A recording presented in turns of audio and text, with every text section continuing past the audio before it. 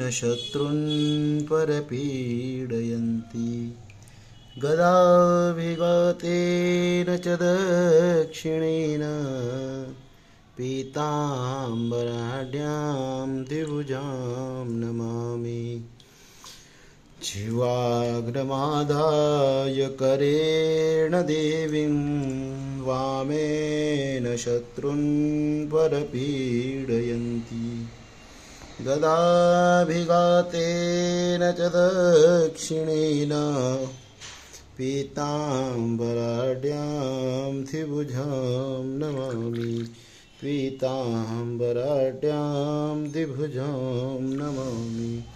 ओम नमः शंभवाय च मयोभवाय च नमः शंकराय च महेश्वराय च नमः शिवाय च शिवतराय च श्री सांब सदाशिवाय नमः शिवशक्तिकाय नमः बगलामुखी दिव्ये नमो नमः पीताम्बराय नमो नमः सर्वेभ्यो देवेभ्यो नमो नमः।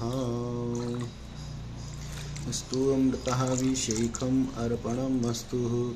बोले पीताम्बरा मात की जय।